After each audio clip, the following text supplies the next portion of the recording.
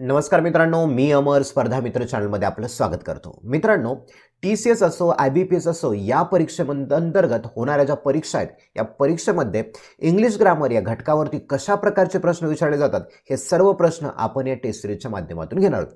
चला तर मित्रांनो, आपला टेस्ट सिरीजमधला पहिला प्रश्न काय आपण बघूया. ओके, आता मित्रांनो तुम्ही पाहू शकता, पहिला प्रश्न आहे आपल्याकडे. Select the most appropriate antonym of the given word. Antonym विरुद्धार्थी शब्द तुम्हाला फाइंड आउट करायचा.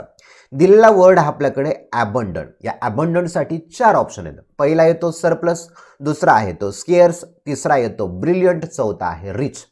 तर मित्रांनो तुम्हाला ॲक्युरेट आन्सर याचं सांगायचं आहे. ओके, बघा, अबंडन्सचा अर्थ होतो एखादी गोष्ट मुबलक प्रमाणात म्हणजे लार्ज अमाऊंट, लार्ज क्वांटिटीमध्ये तुमच्या जवळ असणं, याला अबंडंट असं म्हणू शकता.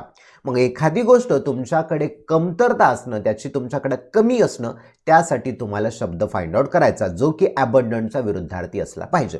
तर मित्रांनो यासाठी ॲक्युरेट आन्सर येतं आपल्याकडे ऑप्शन नंबर बी, स्केअर. ओके, या स्केअरचा आपण अर्थ होतो एखाद्या गोष्टीचा तुटवडा असणं.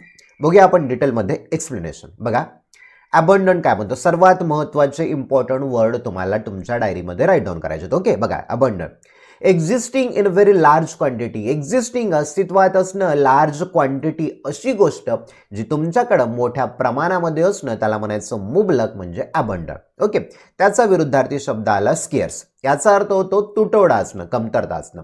इंग्लिशमध्ये डेफिनेशन बघा, not existing in large quantities म्हणजे मोठ्या प्रमाणामध्ये उपलब्ध नसणं. नसणं म्हणजेच काय, तुटवडा असणं, कमतरता असणं. दुसरा बघा सरप्लस. या सरप्लसचा काय होतो, an amount that is extra or more than you need. बघा, an amount that is extra अशी रक्कम जी की एक्स्ट्रा आहे, जादाची आहे. ओके, अधिक आहे, जादाची आहे. or more than you need तुम्हाला ज्याची गरज आहे, त्या गरजेपेक्षा जास्त आहे, त्याला तुम्ही सरप्लस असं म्हणू शकता. ओके, पुढे बघा, brilliant. Someone very clever, skilful or successful म्हणजे असा कुणीतरी व्यक्ती जो की क्लेवर आहे, हुशार आहे, स्किलफुल आहे आणि सक्सेसफुल आहे, त्याला तुम्ही ब्रिलियंट म्हणू शकता. नंतर बघा, rich. People with lot of money और प्रॉपर्टी. असे लोक ज्यांच्याकडे खूप सारा पैसा आहे, खूप सारी प्रॉपर्टी आहे, मालमत्ता आहे, म्हणजेच काय, श्रीमंती असणं. तर मित्रांनो अबंडन्सचा विरुद्धार्थी शब्द झाला स्केअर्स. ओके, चला जाऊया आता दुसऱ्या प्रश्नाकडे. Out of the given option choose the most appropriate one to fill in the blank. Okay, fill in the blank तुम्हाला येथे पूर्ण करायची आहे. बघा, the boy dash dash on the burning deck. पहिला ऑप्शन स्टूड, दुसरा आहे हॅव स्टूड, तिसरा आहे हॅव स्टँड आणि चौथा आहे हॅज स्टँड. सर्वात महत्त्वाचं काय, तर अशा प्रकारचा प्रश्न विचारलाय. हे सर्व स्ट्रक्चर दिलेत ऑप्शन मधले, हे सर्व टेन्सच्या फॉर्मॅटमध्ये आलेले आहेत. सर्वात महत्त्वाचं तुम्हाला सर्व टेन्सचे फॉर्म्युले, त्याचा उपयोग माहिती असणं आवश्यक आहे. आपल्या चॅनलवरती तुम्हाला सगळ्या कंप्लीट टेन्सचा व्हिडिओ मिळेल. ओके, आता बघा, the boy dash dash on the burning deck. पहिलं बघूया, सर्वात महत्त्वाचं काय, कोणते ऑप्शन कट होतात. The boy stood on the burning deck म्हणजे हा एक मुलगा त्या बर्निंग डेक, जळणाऱ्या त्या डेक बाकावरती उभा टाकला. ओके, स्टँडचं विटू झाले स्टूड. दुसरं बघा येते का, हॅव स्टूड. मित्रांनो प्रेझेंट परफेक्टची जर रचना असती तर subject plus have has plus फित्री असतं. इथे हॅव आलंय, फित्री आलंय, परंतु सब्जेक्टवर डिपेंड करणार हॅव येईल का हॅज येईल. इथे द बॉय हा सिंग्युलर आहे, इथे हॅव आलाय म्हणजे बी ऑप्शन चुकलंय. तिसरं बघा, हॅव स्टँड. मित्रांनो बघा, प्रेझेंट परफेक्ट मध्ये काय असते, सब्जेक्ट प्लस हॅवॅज प्लस फित्री. इथे फी1 आलंय. ओके, हॅवॅज नंतर फी1 असं असते का, नाही, चुकलं. इथे हॅज आलंय, हॅव हॅज नंतर सुद्धा फित्री पाहिजे म्हणजे हे सुद्धा चुकलंय. उरला फक्त एकच म्हणजे काय, तर stood. The boy stood on the burning deck म्हणजे जळणाऱ्या बाकावरती तो मुलगा उभा टाकला. ओके, मग ऑप्शन नंबर ए तुमचा ॲक्युरेट आन्सर आहे. ओके, आता फॉर्म्युला बघा, सिंपल पास्ट स्ट्रक्चर मध्ये बसले. सब्जेक्ट झाला द बॉय. ओके, फर्बचा सेकंड फॉर्म काय झाला, स्टूड. स्टँड म्हणजे उभं टाकणं, स्टँडचा विटू झाला स्टूड आणि ऑन द बर्निंग डेक हा झाला ऑब्जेक्टचा पार्ट. क्लिअर आहे. चला नेक्स्ट बघा, out of the given 4 words only 1 is not spelled correctly, find the word that is not correctly spelled. काय म्हणते बघा, out of the given option दिलेल्या पर्यायांपैकी 4 शब्द दिलेले आहेत. त्या 4 शब्दांपैकी only 1 is not spelled correct. त्या 4 शब्दांपैकी असा एक शब्द आहे, त्या शब्दाची स्पेलिंग बरोबर आहे का, नाहीये. फाइंड द वर्ड असा शब्द शोधा जो की करेक्ट नॉट करेक्टली स्पेल्ड म्हणजे ज्याची स्पेलिंग बरोबर नाही. वाचूया, पहिल्यांदा वाचून घ्यायचं व्यवस्थित.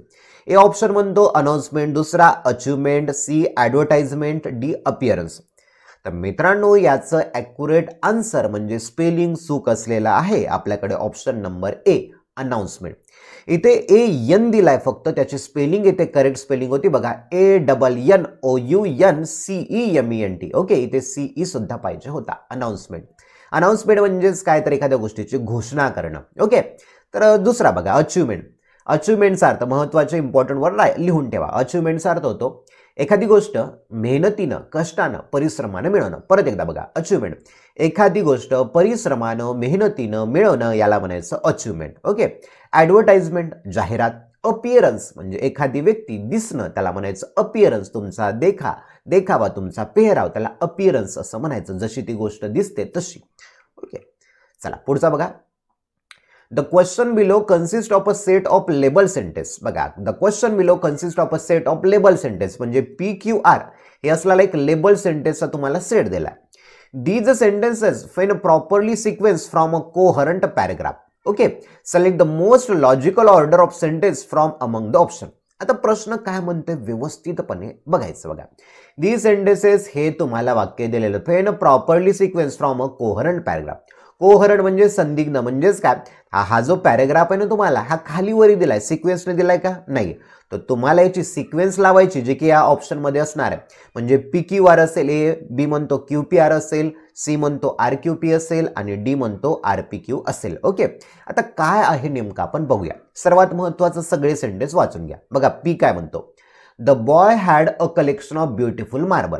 ह्या जो एक मुलगा होता ना, त्याच्याजवळ सुंदर अशा गोट्यांचं, मार्बल म्हणजे गोट्यांचं काय होतं, कलेक्शन होतं, साठा होता. ओके, क्यू म्हणतो a boy and girl were playing together. एक मुलगा आणि एक मुलगी एकत्र खेळत होते. आर म्हणतो the boy gave all his marbles to the girl for her candies. त्या मुलाने त्याच्या सगळ्या मार्बल, त्याच्या सगळ्या गोट्या त्या मुलीला तिच्या कॅन्डीसाठी म्हणजे चॉकलेटसाठी दिल्या. आता सर्वात महत्वाचं काय तर बघा, इथे द वापरलाय. ओके, द बॉय, इथे सुद्धा द बॉय वापरला. आता द हे बॉय हे मित्रांनो कॉमन नाउन आहे. मग कॉमन नाउन असताना त्याच्या समोर अ वापरायला पाहिजे, परंतु ज्या वेळेला ते दुसऱ्या वाक्यात वापरतात म्हणजे त्याला अगोदर काहीतरी विशेष महत्व प्राप्त झालेलं असतं, म्हणून त्यावेळेला द जे वाक्य होतं, द नी सुरू होणारं, जे कॉमन नाउन विचारले असतील सगळ्या याच्यामध्ये, तर द नी सुरू होणारं दुसऱ्या याच्यामध्ये असतं. ओके, आता इथे बघा काय आलं. मग यानुसार मित्रांनो आपण पाहू शकता. ओके, आता बघा पहिला होतो a boy and girl were playing together. एक मुलगा आणि मुलगी एकत्र खेळत होते. ओके, मग दुसऱ्या याच्यामध्ये काय झालं बघा, दुसऱ्या याच्यामध्ये झालं P, the boy had a collection of beautiful marble. दोघे एकत्र खेळत होते, त्या मुलाकडे सुंदर अशा मार्बलचं, गोट्यांचं कलेक्शन होतं. ओके, इथपर्यंत आलं.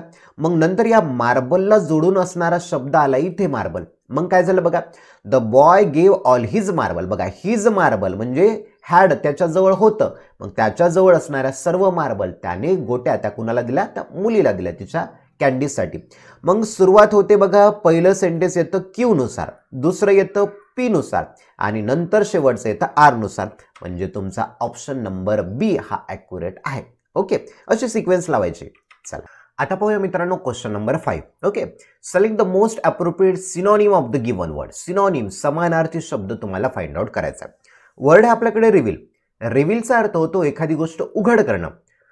मग उघड करणं या शब्दासाठी ॲक्युरेट एखादा सिनोनिम काय येतो बघा. पहिला ऑप्शन आहे कर्ब, दुसरा येतो फेल, सी आहे डार्कन, डी आहे डिस्क्लोज. तर मित्रांनो सांगा ॲक्युरेट समानार्थी शब्द काय. तर रिव्हील म्हणजे उघड करणं, तर एखादी गोष्ट उघड करणं यासाठी शब्द आहे आपल्याकडे डिस्क्लोज. ओके, मग ॲक्युरेट आन्सर आला आपलं ऑप्शन नंबर 4. बघूया आता डिटेलमध्ये सर्वांचे meaning. Okay, reveal to make known or show something usually secret or hidden. बघा, to make known or show something, usually secret, secret म्हणजे गुप्त असणं, हिडन म्हणजे लपलेलं असणं, लपून ठेवलेली किंवा गुप्त असलेली गोष्ट एखादी उघड करणं, सर्वांना माहिती अशी करणं, दाखवणं, त्याला रिव्हील असं म्हणू शकता. मित्रांनो या व्होकॅब्युलरीचा उपयोग तुम्हाला फिल इन द ब्लँकचे प्रश्न सोडवण्यासाठी होणार आहे. ओके, महत्वाचे लिहून ठेवा. बघा, याचा सिमिलर झाला disclose, to tell something to somebody or to make something known publicly, एखादी गोष्ट पब्लिकली सार्वजनिकरित्या सर्वांना माहिती अशी करणं, उघड करणं, त्याला तुम्ही डिस्क्लोज असं म्हणू शकता. नंतर बघा कर्ब, कर्बचा अर्थ काय होतो, to control the growth. Okay, to control the growth, एखादी गोष्टीची ग्रोथ होते म्हणजे वाढ होते, त्याला काय करणं, कंट्रोल करणं, नियंत्रणात आणणं. ऑर एक्सप्रेशन ऑफ समथिंग, एखाद्याच्या भावनांना तुम्हाला आळा बसवायचा, त्याला कर्ब असं म्हणू शकता. बघा, ताब्यात ठेवणं, आळा घालणं किंवा प्रतिबंध करणं, त्याला तुम्ही कर्ब असं म्हणू शकता. नंतर बघा veil, a thin covering that hides something. A thin covering, thin म्हणजेच काय तर पातळ. ओके, मग पातळ असं एखादं काहीतरी त्याने कव्हर केलंय, झाकलंय आणि ज्याने काहीतरी हाईड केलंय, लपवलंय, त्याला तुम्ही पडदा किंवा ओढणी असं म्हणू शकता, म्हणजे फेल असं म्हणू शकता. आपल्या घरामध्ये जे पडदे असतात किंवा मुलीकडे जी ओढणी असते त्याला तुम्ही फेल असं म्हणू शकता. ओके, नंतर बघा darken, to become or to make something darker. एखादी गोष्ट अंधकारमय करणं त्याला तुम्ही डार्कन असं म्हणू शकता. ओके, नंतर बघा fill in the blank with the correct article. आर्टिकलचा प्रश्न आहे मित्रांनो. ओके, बघा he was dash dash first man to arrive. Okay, पहिला ऑप्शन आहे द, दुसरा आहे ए, सी आहे अँड, डी आहे नो आर्टिकल रिक्वायर्ड. म्हणजे इथे आर्टिकलची गरजच नाही. तर मित्रांनो याचा ॲक्युरेट आन्सर येतं बघा option number A, the. Okay, कशामुळे याला आपण बघूया. ओके, आता ज्या वेळेला हे क्रमवाचक शब्द असतात, म्हणजे फर्स्ट, सेकंड, थर्ड हे क्रमवाचक शब्द आहेत. मग हे क्रमवाचक शब्द सांगत असताना त्याच्या पुढे नेहमी द हे आर्टिकल वापरायचं असतं. म्हणून बघा he was the first man to arrive. बघा he was the first man to arrive for the function असं ऍड केलंय मी थोडंसं. म्हणजे कार्यक्रमाला पहिला येणारा माणूस कोण होता, तर हा माणूस होता. मग हा द फर्स्ट मॅन त्याला विशेष महत्व प्राप्त झाले. किंवा दुसरा रूल ठेवा की हे क्रमवाचक जे वर्ड असतात फर्स्ट, सेकंड, थर्ड यांच्या समोर द हे आर्टिकल वापरतात. ओके, चला नेक्स्ट बघा. Select the most appropriate meaning of the idiom given in bold or underline in the following question. Idiom आहे बघा, म्हण आहे. Once cup of tea. Okay, once cup of tea. Okay, हा जो word दिलेला असतो किंवा हा इडियम पूर्ण दिलेली असते याचा सहसा जशाला तसा अर्थ नसतो, काहीतरी वेगळाच असतो. वाचूया सर ऑप्शन बघा. One's perception about someone. Perception म्हणजे समज, एखाद्याचा एखाद्या व्यक्तीबद्दल असणारा परसेप्शन, समज. दुसरा वन्स जनरल प्रिन्सिपल, एखाद्याचं सामान्य तत्व. वन्स हार्ड अर्ड मनी, एखाद्यानं कष्टानं मिळवलेले पैसे.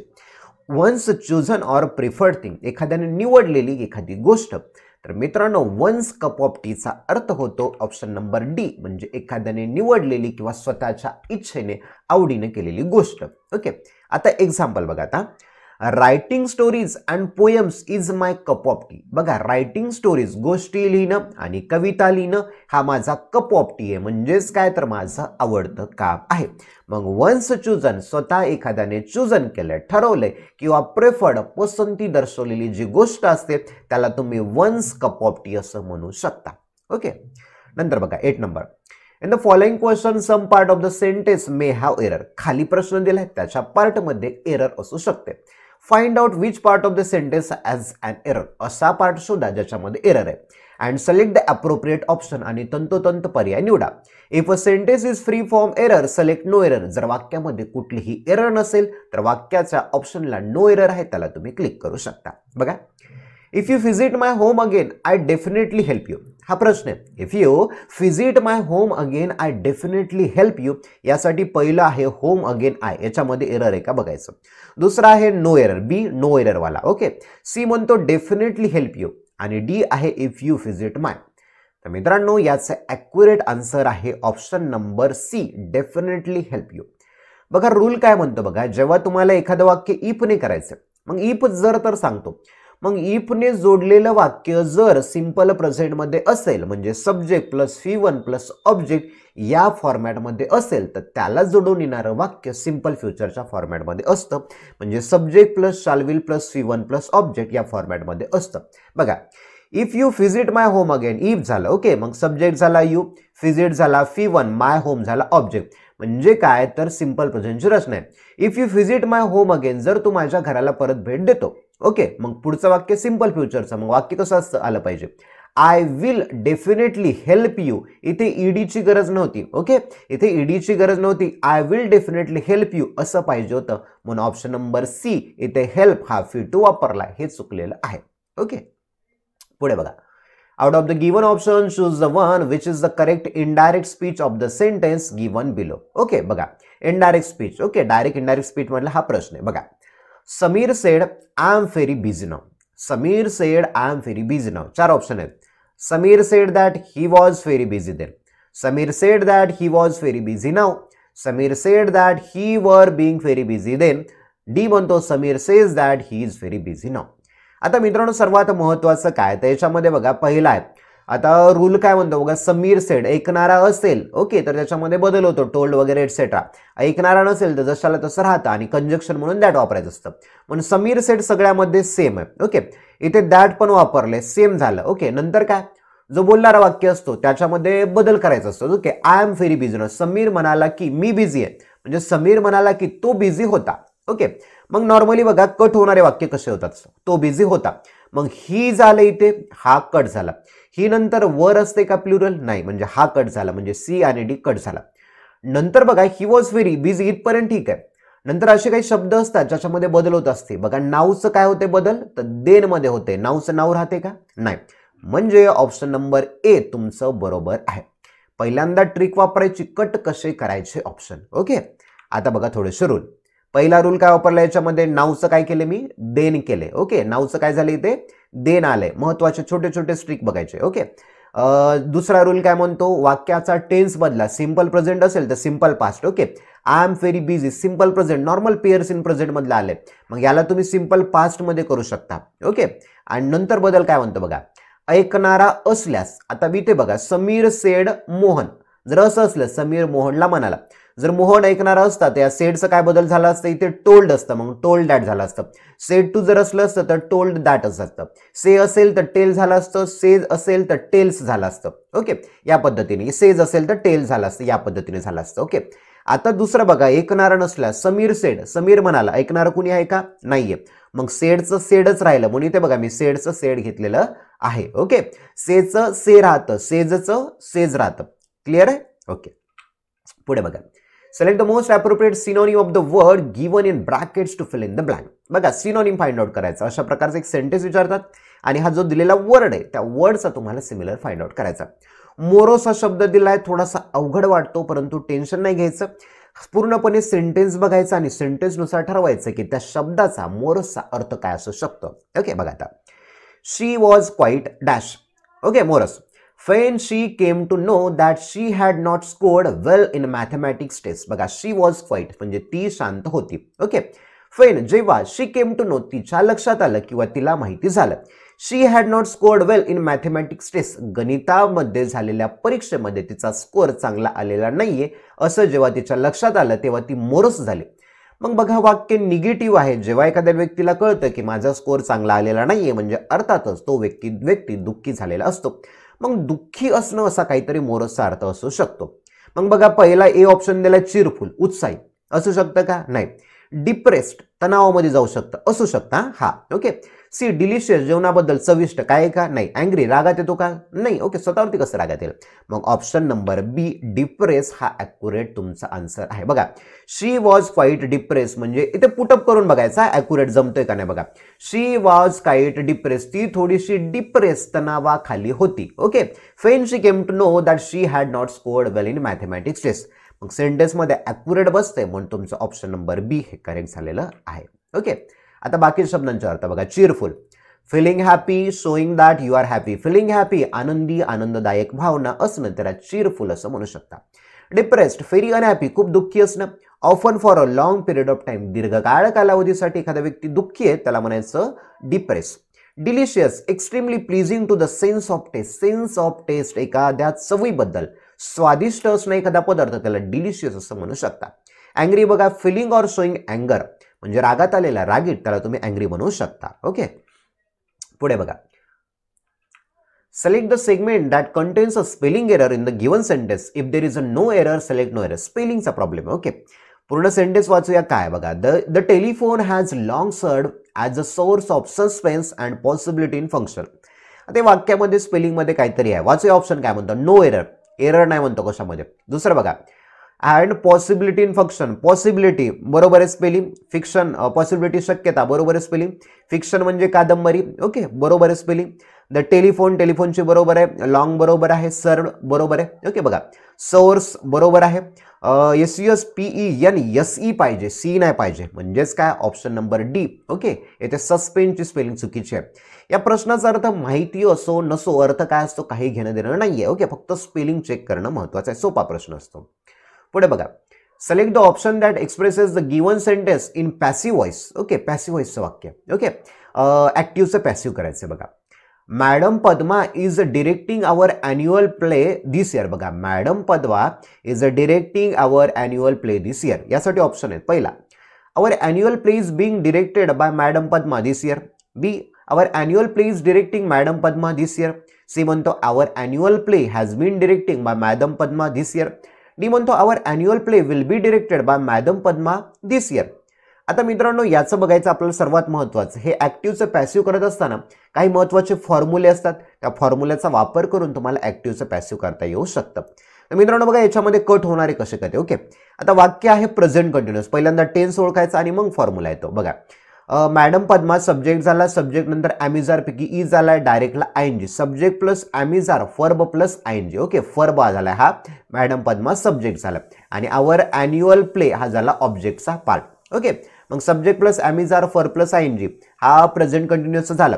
मग प्रेझेंट कंटिन्युअस वाक्य असेल, आयएनजी लागलाय म्हणजेच काय, पॅसिव्ह करताना बीइंग लागतो. ओके, मग असं वाक्य शोधा ज्याच्यामध्ये बीइंग असलं पाहिजे. म्हणजे उरला ए, याच्यामध्ये बीइंग आहे, बाकीच्यात आहे का, नाहीये. इथे तर हॅज बीन डिरेक्टेड, इथे प्रेझेंट कंटिन्युअस मध्ये हॅज बीन आलाय, हे तर चुकलंच. विल बी आलाय, हे चुकलं. इथे दोन आहेत परंतु आपल्याला बीइंग शोधायचंय, मग तो आपला आन्सर झालेला आहे. म्हणून ऑप्शन नंबर ए बरोबर आहे.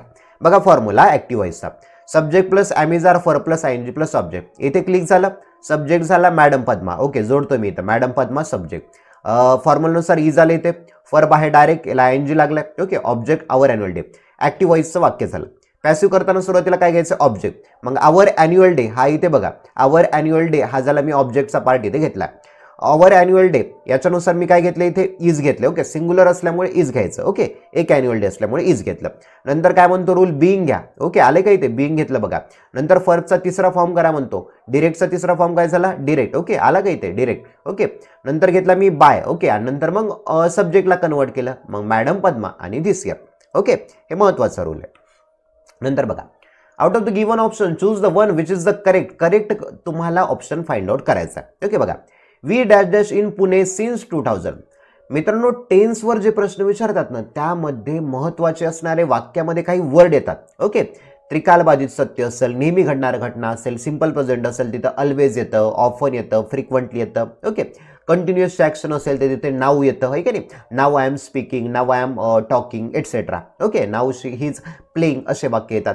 नुकतीच पूर्ण केलेली क्रिया असेल, प्रेझेंट परफेक्ट असेल तर रिसेंटली हा वर्ड येतो, जस्ट वर्ड येतो. ओके, या प्रकारचं. ओके, आता इथे सीन्स आलाय, बघूया सीन्स काय सांगतो. बघा, ए म्हणतो हॅज बीन लिव्हिंग, बी म्हणतो हॅव बीन लिव्हिंग, इज म्हणतो लिव्हिंग, हा म्हणतो वॉज बीन लिव्हिंग. आता टेन्सच्या फॉर्म्युल्यामध्ये वॉज बीन लिव्हिंग कधीही नसतं म्हणजे चुकलं. इज लिव्हिंग कट झाला कारण इथे सिन्स आलाय, सिन्सचा अर्थ होतो पासून म्हणजे हा कटलं. वी आहे, वी हा सब्जेक्ट प्लुरल आहे म्हणून हॅव बीन येईल का हॅज बीन, तर इथे प्लुरल असल्यामुळे हॅव बीन पाहिजे म्हणजे ऑप्शन नंबर बी हे करेक्ट आहे. म्हणजेच बघा, प्रेझेंट परफेक्ट कंटिन्युअस टेन्स झालाय, subject plus have has plus been plus verb plus ING plus object, म्हणजे अशी घटना जी भूतकाळात चालू झाली, आता पण चालू आहे, आणखी भविष्य काळामध्ये चालू राहील हे सांगण्यासाठी प्रेझेंट परफेक्ट कंटिन्युअस टेन्स म्हणजे चालू पूर्ण वर्तमान काळ वापरतात.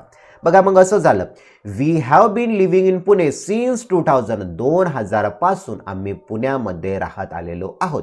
ओके, चला हे फॉर्म्युला बघा, subject have has been, verb plus ING plus object. Formula लिहू शकता, इम्पॉर्टंट पॉईंट लिहून घ्या.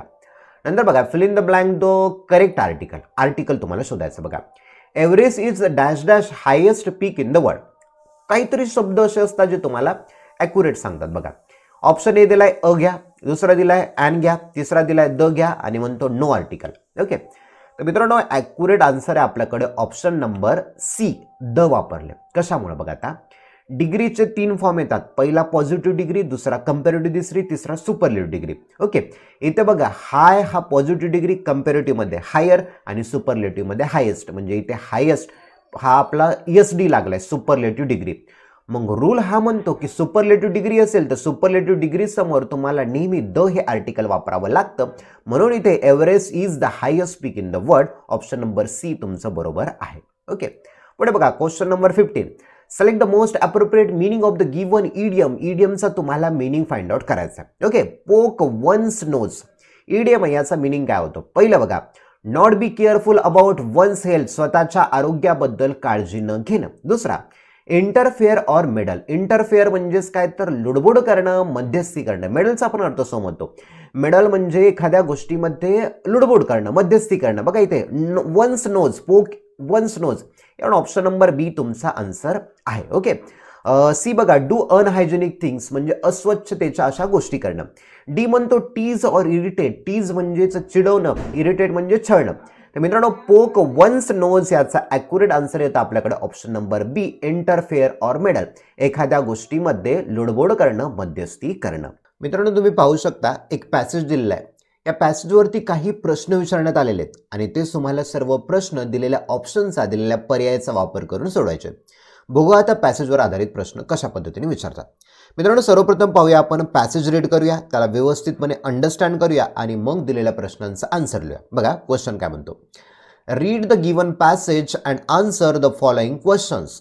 सम parts have been highlighted to aid in answering the question. बघा, काही पार्ट हायलाइट केलेला आहे तुम्हाला प्रश्नांना उत्तर देण्यासाठी. ओके, बघा आता पॅसेज वाचूया. Joy was a young man who lived in a village in the mountain. बघा, Joy was a young man, Joy एक तरुण माणूस होता. ओके, किंवा तरुण मुलगा होता. Who lived in a small village in the mountain, who जो की, okay, who lived in a small village in the mountain, पर्वतामध्ये असणाऱ्या एका छोट्याशा गावामध्ये जॉय नावाचा मुलगा राहायचा. The village had been suffering from an ancient salt deficiency for a generation. बघा, the village had been suffering from. मित्रांनो, सफरिंग फ्रॉमचा अर्थ असतो एखाद्या गोष्टीपासून त्रस्त असणे. म्हणजे संपूर्ण गाव त्रस्त होतं. कशापासून? बघा, अन एन्शियंट सॉल्ट डिफिशियन्सी, एन्शियंट प्राचीन, सॉल्ट मीठ, डिफिशियन्सी म्हणजे कमतरता, फॉर जनरेशन, जनरेशन म्हणजे पिढ्यानुपिढ्या. तर त्या गावामध्ये जे लोक होते त्या लोकांमध्ये पिढ्यानुपिढ्या त्यांच्या शरीरामध्ये सॉल्टची डिफिशियन्सी म्हणजे मिठाची कमतरता होती आणि त्या आजारापासून ते लोक त्रस्त होते. पुढे बघा, the soil was so poor that it couldn't produce crops and the people were force to eat tasteless food. बघा, the soil was so poor, ही जी माती होती ना, सॉइल म्हणजे माती, ही माती कशी होती? पुअर, निकृष्ट दर्जाची होती. अँड दॅट, आणि म्हणून, इट कुडंट प्रोड्यूस क्रॉप्स, आणि म्हणून त्या मातीमध्ये कुठलंही क्रॉप प्रोड्यूस होत नव्हतं, म्हणजे कुठलंही पीक निर्माण होत नव्हतं किंवा येत नव्हतं.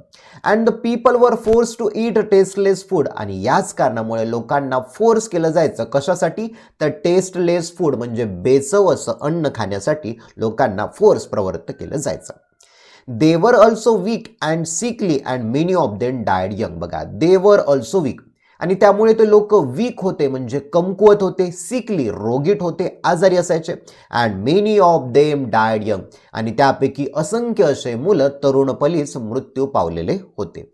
पुढे बघा, the man was determined to find a way to help his people. The man म्हणजे एक माणूस, वॉज डिटरमाइंड टू चा अर्थ होतं एखादी गोष्ट करण्यासाठी दृढ निश्चय करणं किंवा निश्चयाने एखादी गोष्ट करणं. The man was determined to find a way to help his people, त्याच्या लोकांची मदत करण्याचा एका माणसाने दृढ निश्चय केला.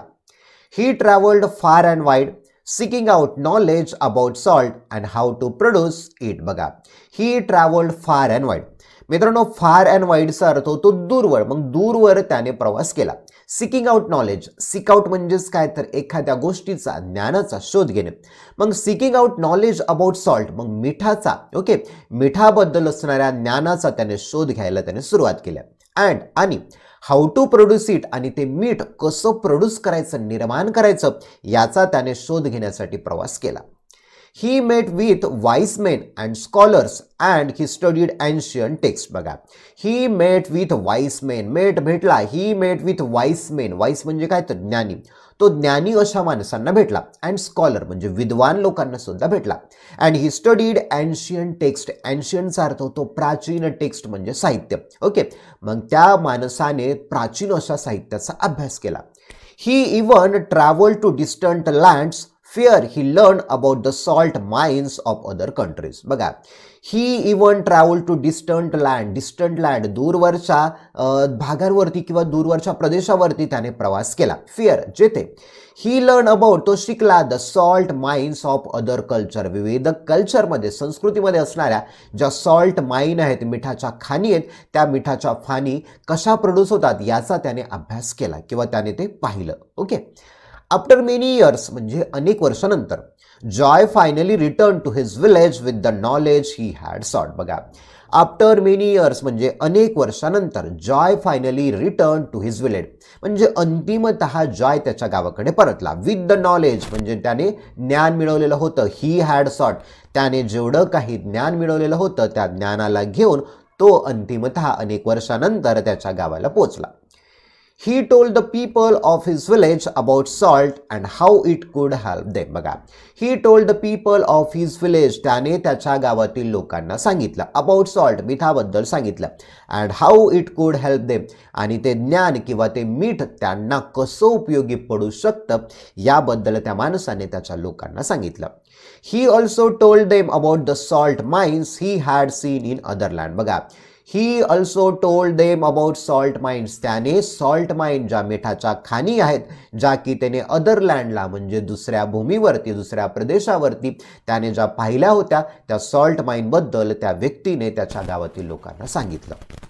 पुढे बघा, द पीपल वर सेप्टिकल ॲट फर्स्ट. सेप्टिकलचा अर्थ होतो संशयास्पद एखाद्या गोष्टीकडे पाहणं. मग ॲट फर्स्ट जेव्हा त्या व्यक्तीने म्हणजे त्या जॉयने इतर लोकांना सांगण्याचा प्रयत्न केला त्यावेळेला लोकांनी त्याच्याकडे स्केप्टिकल संशयात्मक नजरेनं पाहिलं. They had never heard of salt before. त्यांनी यापूर्वी कधीही सॉल्टबद्दल मिठाबद्दल ऐकलेलं नव्हतं. And they didn't believe that it could help them. And they didn't believe that आणि त्यांनी विश्वास केलेला नव्हता की that it could help them आणि हे सॉल्ट हे जे मीठ आहे ना आपल्याला मदत करू शकेल असा त्या लोकांनी कधीही विश्वास केलेला नव्हता. But the man was patient and persistent. परंतु जो माणूस होता जो जॉय होता तो पेशंट होता, संयमी होता आणि परसिस्टंट होता. म्हणजेच काय तर जिद्द चिकाटी एखादी गोष्ट सातत्याने करण्यामागे त्याचा कल असायचा. He taught the people how to grow crops that required salt and he showed them how to build a salt mine. He taught them, मित्रांनो टीच म्हणजे शिकवणे, टीचचं फिटू झालं टॉट. मग त्याने लोकांना शिकवलं हाऊ टू ग्रो क्रॉप्स पिकं कसे वाढवावे दॅट रिक्वायर्ड सॉल्ट की त्या पिकाच्या वाढीसाठी सॉल्ट गरजेचं आहे आणि ते पिकं कसे वाढवावे हे त्या जॉयने लोकांना सांगितलं. अँड ही शो देम त्याने लोकांना दाखवलं how to build a salt mine मिठाच्या खाणी कशा तयार करायच्या असं त्या जॉयने लोकांना दाखवलं. It took many years, but eventually the people of the village were able to overcome their salt dependency. बघा, it took many years म्हणजे तो जेव्हा लोकांना सांगण्याचा प्रयत्न करत होता ते सांगत असताना असंख्य असे महिने निघून गेले. बट परंतु इव्हेंच्युअली खरं पाहता the people of the village त्या गावातील लोकांनी were able to overcome their salt deficiency. असंख्य असे दिवस गेले परंतु अंतिमतः त्या लोकांनी त्यांच्या सॉल्ट डिफिशियन्सी मिठाच्या कमतरतेवरती ओव्हरकम केलं म्हणजे मात केली. Okay, they were able to grow healthy crops. मग ते लोक हेल्दी क्रॉप्स म्हणजे तंदुरुस्त किंवा पोषक असे झाडं वाढण्यासाठी सक्षम झाले.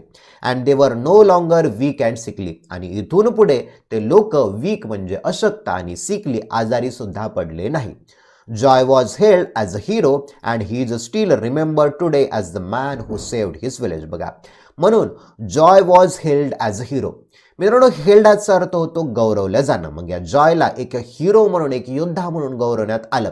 अँड ही स्टील रिमेंबर आणि आता सुद्धा लोकांच्या तो रिमेंबर आहे स्मरणात आहे. Okay, the man who saved his village असा एक माणूस ज्या माणसाने त्याच्या गावाला वाचवलं. हा एक पॅसेज होता PYQ परीक्षेमध्ये आलेला. ओके, आता बघूया प्रश्न. व्यवस्थितपणे प्रश्न वाचा आणि कोणते ऑप्शन निग्लेक्ट होतात म्हणजेच काय कट होतात ते बघण्याचा प्रयत्न करा. बघा प्रश्न, What was the main problem faced by the village in the mountain? Mountain पर्वतावरती असणारं जे गाव होतं त्या गावातल्या लोकांनी कोणत्या प्रॉब्लेमला समस्येला फेस केलेलं होतं, कोणती महत्वाची प्रॉब्लेम होता. वाचूया. पहिलं बघा कट व्हायचे बघायचे तर आपल्याला ऑप्शन कोणते कट होतील बघायचं. पहिलं वाचूया. ए, lack of water for irrigation which led to poor crops yield and food security. पूर्ण सेंटेन्सचा अर्थ जरी नाही कळाला तरी काही हरकत नाही, एक महत्त्वाचे शब्द असतील त्याच्याकडे फोकस करा. बघा, lakh of water for irrigation. Passage वाचत असताना इरिगेशन किंवा पाण्याचा काही संबंध आलेला होता का? नाहीये, म्हणून हा ऑप्शन कट झाला. अर्थ बघूया. Lack of water for irrigation जलसिंचनसाठी पाण्याची लॅक होती, कमतरता होती आणि ज्यामुळे पुअर क्रॉप यील्ड पिकाचं उत्पन्न कमी झालं आणि फूड स्केअरसिटी पिकाची स्केअरसिटी तुटवडा लाभला होता. असं काय होतं का? नाही, पहिलं ऑप्शन कट झालं. दुसरं बघा, soil with excessive nutrients causing imbalance in plant growth and quality.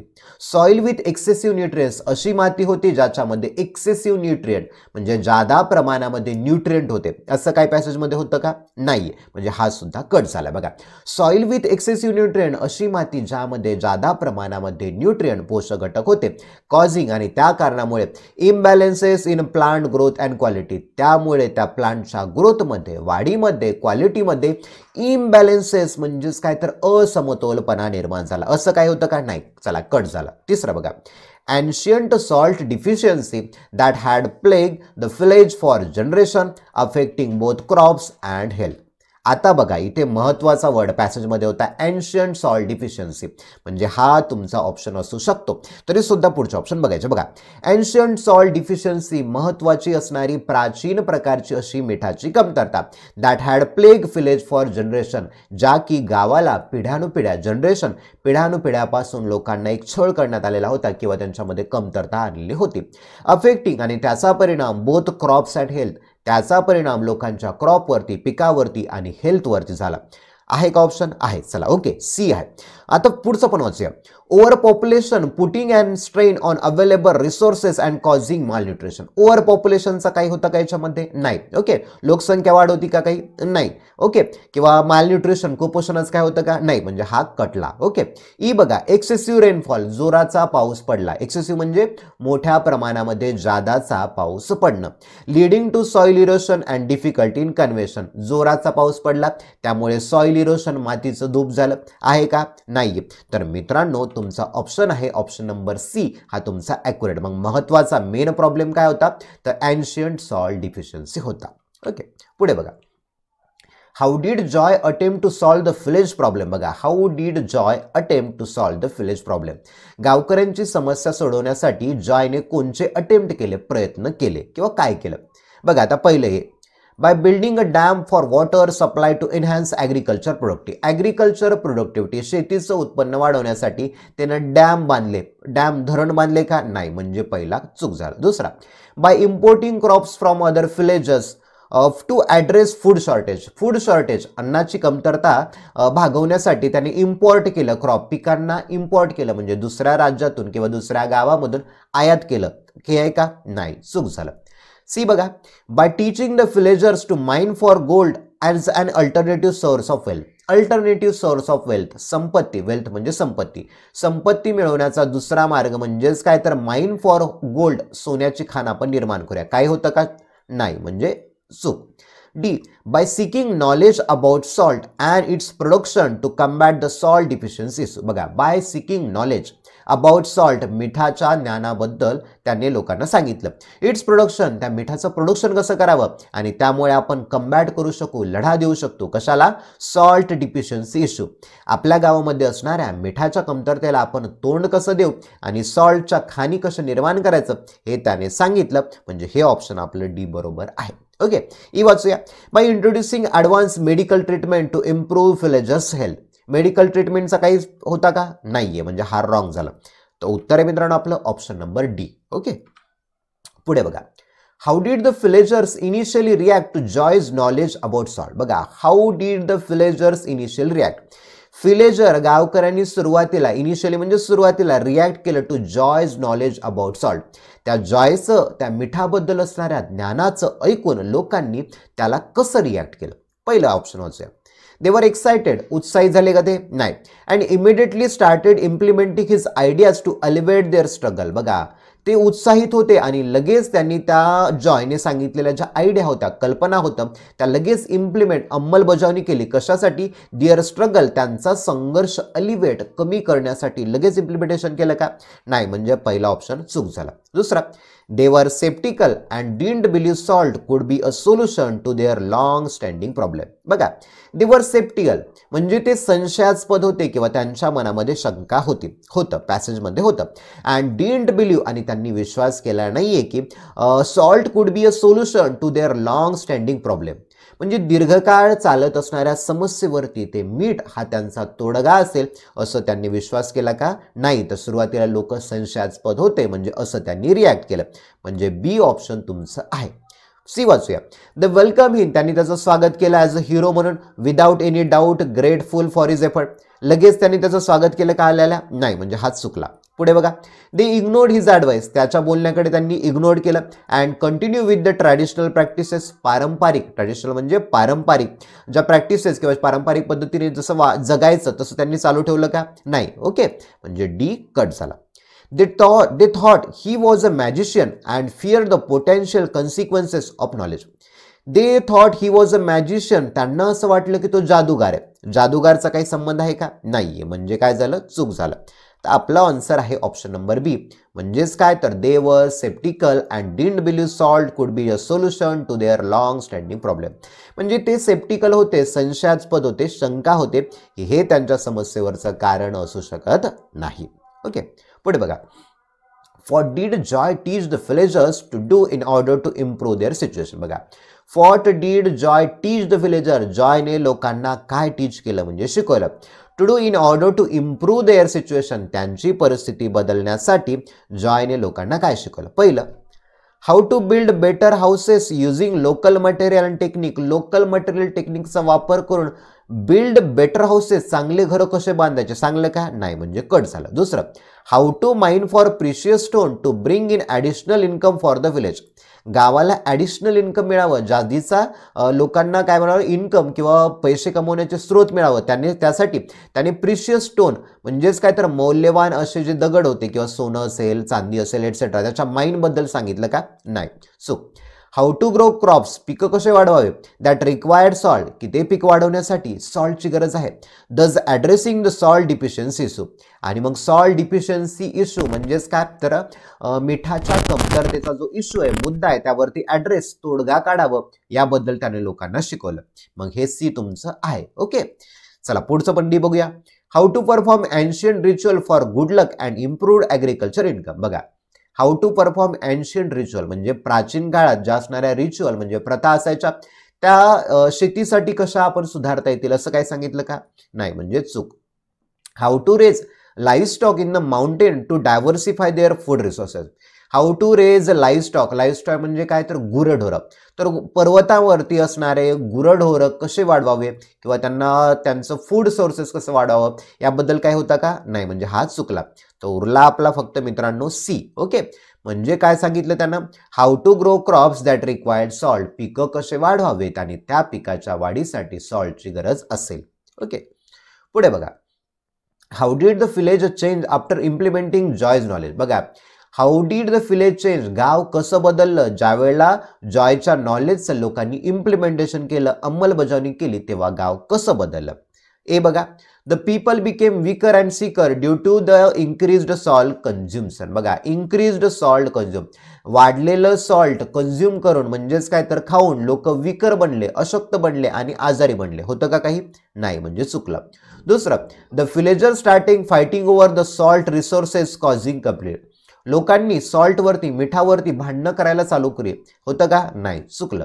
The village experience a shortage of water hampering agriculture activity. लोकांनी अनुभवलं शॉर्टेज ऑफ वॉटर, पाण्याची कमतरता हे अडथळा निर्माण करत आहे, हॅम्पर करत आहे ॲग्रिकल्चर ॲक्टिव्हिटी, शेतीविषयक ॲक्टिव्हिटीसाठी पाण्याची कमतरता अडथळा करत आहे, असं काय होतं का नाहीये. ओके, पुढे बघा. The soil became more fertile and crops grow well leading to better health and food security. तर हे आपला आन्सर असू शकतं. बघा, सॉइल बिकेम मोर फर्टाईल, त्याने लोकांना शिकवलं आणि लोकांनी त्याचं अंमलबजावणीनंतर काय बदल झालं तर त्यांची जी जमीन होती फर्टाईल झाली, सुपीक झाली. क्रॉप्स ग्रो वेल, क्रॉप्स पिकं चांगले वाढायला लागले. And leading to better health, त्यामुळे त्यांचं आरोग्य आणि त्यांची फूड सिक्युरिटी म्हणजे अन्नाची सुद्धा कमतरता, अन्न सुरक्षा सुद्धा त्यांच्याकडे झाली. ओके, ई बघा. The villager decided to move different location to escape their salt related issue. त्यांचा मिठाशी रिलेटेड इश्यू सॉल्व्ह करण्यासाठी लोक दुसऱ्या गावामध्ये गेले, असं काय होतं का नाही. तर ऑप्शन नंबर डी तुमचं ॲक्युरेट आन्सर आहे. ओके, जमीन कशी बनली, फर्टाईल बनली, सुपीक बनली आणि पिकं चांगले वाढले आणि त्यांचं आरोग्य सुधारलं. पुढे बघा. Why is Joy remembered in his village. गावकऱ्यांनी जॉयला स्मरणात कसं ठेवलं. पहिलं बघा option, for introducing new religious practices that brought unity to the villages. बघा, for introducing new religious practices, नवीन धार्मिक प्रथा सोडवण्यासाठी किंवा नवीन प्रथांबद्दल माहिती करून देण्यासाठी, जे की गावाची युनिटी राहावी, असं काय होतं का? नाही, म्हणजे चुकलं. दुसरं बघा, for discovering a hidden treasure that greatly enrich the village, त्यांनी हिडन ट्रेजर म्हणजे लपलेल्या ट्रेजरचा, खजिन्याचा शोध लावला आणि त्याने गावाला इनरिच म्हणजे श्रीमंत केलं, असं काय होतं का? नाही, बी सुद्धा चुकलं. सी बघा, for teaching them advance medical treatment that improve their wellbeing, त्यांचं आरोग्य सुधारण्यासाठी त्याने ॲडव्हान्सच्या मेडिकल ट्रीटमेंटबद्दल काही सांगितलं का? नाही, म्हणजे सी सुद्धा चुकलं. डी बघा, for finding a way to address their salt deficiency leading to improved living condition, for finding a way असा मार्ग सांगितला जे की सॉल्ट डिफिशियन्सीबद्दल आहे, मिठाच्या कमतरतेबद्दल आहे, आणि त्यांचं जीवनमान, त्यांची लिव्हिंग कंडिशन, राहणीमान कसं सुधारावं याबद्दल सांगितलं. म्हणजे ऑप्शन आहे आपला डी हा करेक्ट आहे. वाचूया, for leading the village defence against invader and ensuring their safety. बघा, लीडिंग म्हणजे नेतृत्व करा, विलेज डिफेन्स, गावाच्या डिफेन्स संरक्षणाचं त्यानं नेतृत्व केलं का? जे की इन्वेडर असतील, हल्ला करणारे असतील, किंवा त्यांची सेफ्टी सुरक्षा असावी यासाठी त्यानं गावाच्या संरक्षणाचं नेतृत्व केलं का? नाही, म्हणजे 6व्याचा आन्सर आहे डी. ओके, आता बघूया आपण सिनोनिम अँटोनिम, 100% परीक्षेमध्ये विचारतात. बघा, choose the most appropriate synonym for the word persistent as highlighted in the passage. बघा, परसिस्टंट म्हणजे काय? सातत्य, चिकाटीने एखादी गोष्ट करत राहणे. ओके, पहिला ऑप्शन आहे टेम्पररी, दुसरा आहे फ्लिटिंग, तिसरा आहे रिझोल्यूट, डी आहे अनसर्टन, ई आहे रॅन्डम. मग परसिस्टंट म्हणजे एखादी गोष्ट सातत्याने, चिकाटीनं, जिद्दीनं करत राहणं. आता मित्रांनो, हा जो वर्ड दिलेला असतो ना परसिस्टंट, याला तुम्ही पॅसेजवर जाऊ शकता आणि पॅसेजवरती तुम्ही चेक करू शकता की बाबा परसिस्टंट नेमका कुठं वापरण्यात आलेला आहे. इथे बघू शकता परसिस्टंट. बघा, but the man was patient and persistent, तो जो माणूस होता, जॉय होता, पेशंट संयमी होता, आणि परसिस्टंट म्हणजेच काय तर जिद्द, चिकाटीने पेटलेला होता. मग या परसिस्टंटला असणारा शब्द आपल्याला तुम्हाला शोधायचा आहे, म्हणजेच काय? सिनोनिम शोधायचा, जो आहे रिझोलेट म्हणजे दृढ निश्चय. ओके, आता बघूया सर्व शब्दांचे अर्थ. महत्त्वाचे शब्द आपल्या डायरीमध्ये लिहून घ्या.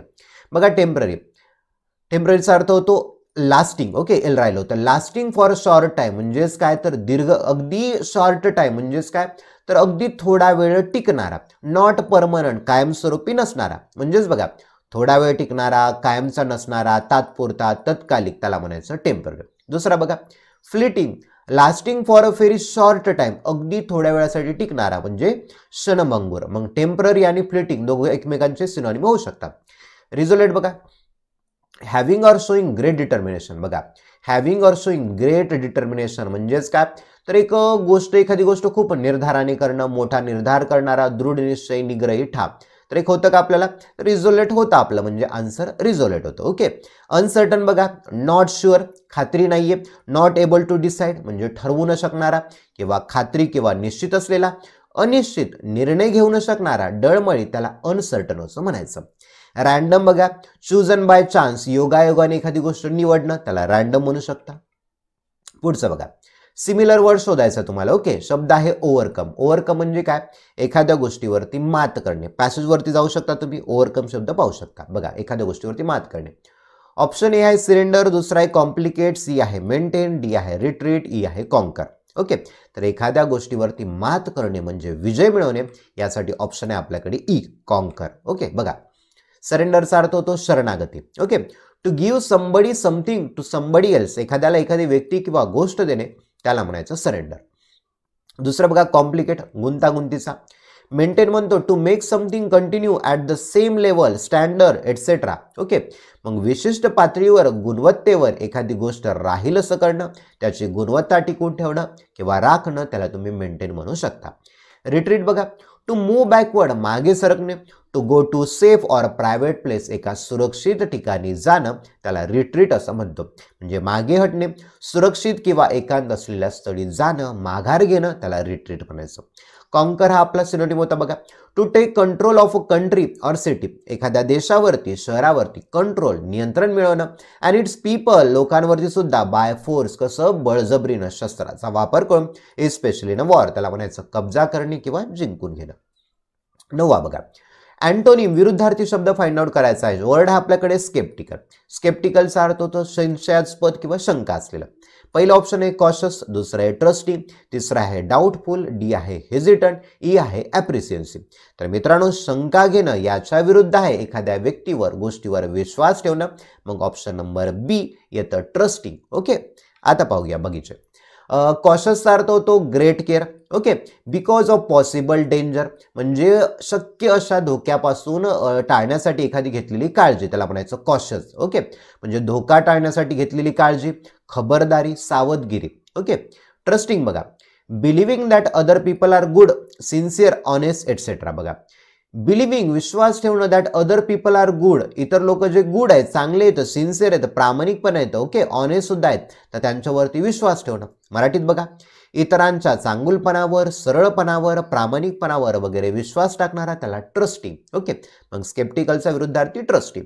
डाऊटफुल म्हणजे बघा अनलाइकली और अनसर्टन. अनलाइकली म्हणजेच काय, घडण्याची शक्यता नसणं, अनसर्टन अनिश्चित असणं, म्हणजे शंका असलेला किंवा साशंक, त्याला डाऊटफुल. हेजिटंट बघा slow to speak or act because you are uncertain. Okay, म्हणजे हळुवारपणे बोलणं की तुम्हाला ज्या गोष्टीची खात्री नाही म्हणून डळमळीतपणानं बोलणं, त्याला हेजिटंट म्हणायचं. बघा, स्वतःची खात्री नसल्याने किंवा ठाम नसल्याने बोलण्यात किंवा काम करण्यात मंद असणारा, कचरणारा, कच खाऊ, डळमळीत किंवा दोलायमान, त्याला हेजिटंट म्हणू शकता. ॲप्रिहेन्सिव्ह बघा worried or afraid that something unpleasant may happen. बघा, वरीड और अफ्रेड, वरीड काळजी असलेला, अफ्रेड भिलेला, समथिंग अनप्लिझंट म्हणजे तर एक दुःखी किंवा आपण म्हणूया वाईट अशी गोष्ट घडेल अशी शंका असणारा. मग एखादी वाईट गोष्ट घडेल या विचाराने घाबरलेला, भयग्रस्त, चिंतित, काळजीत पडलेला, त्याला ॲप्रिहेन्सिव्ह म्हणू शकता. ओके, तर मित्रांनो बघा, सर्वात महत्त्वाची इन्फॉर्मेशन, आपला इंग्लिश ऑनलाईन स्पीकिंग कोर्स आहे. मित्रांनो, कोर्स आहे आपला 30 दिवसाचा, लाईव्ह आणि रेकॉर्डेड दोन्ही स्वरूपामध्ये तुम्हाला कोर्स मिळणार आहे. या 30 दिवसाच्या कोर्समध्ये English communication skill, vocabulary building, basic आणि advance English grammar, presentation skill, practice exercise, प्रत्येक दिवसाच्या प्रत्येक डेली टॉपिकची तुम्हाला प्रॅक्टिस एक्सरसाइज मिळणार आहे. क्लासमध्ये सुद्धा तुम्हाला लाईव्ह तुम्ही मला प्रॅक्टिस एक्सरसाइज सोडून दाखवणार आहे. तसेच तुम्हाला होमवर्कसाठी सुद्धा प्रॅक्टिस एक्सरसाइज तुम्हाला मिळणार आहे. ग्रुप डिस्कशन सुद्धा डेली चालणार आहे. तर मित्रांनो, कोर्स आहे आपला 30 दिवसाचा. याची ऑफर फीस आहे 599. यापूर्वी कोर्सची फीस होती 2499, परंतु आता ऑफर फीस आहे 599. जर तुम्हाला अधिक माहिती हवी असेल तर 8208253845 या नंबरवरती कॉल करू शकता. आणि रेकॉर्डेड जर व्हिडिओ पाहिजे असेल तर डिजिटल JK अकॅडमी या तुम्हाला आपल्या ॲपवरती तुम्हाला रेकॉर्डेड व्हिडिओ सुद्धा मिळणार आहे. ओके मित्रांनो, आपल्या यूट्यूबच्या डिस्क्रिप्शनमध्ये तुम्हाला आपल्या व्हॉट्सअप ग्रुपची तसेच टेलिग्रामची लिंक मिळणार आहे. त्या लिंकवरती तुम्ही क्लिक करून आपल्या ग्रुपला जॉईन व्हा. चला तर मित्रांनो, येथेच थांबूया. Thank you for watching this video.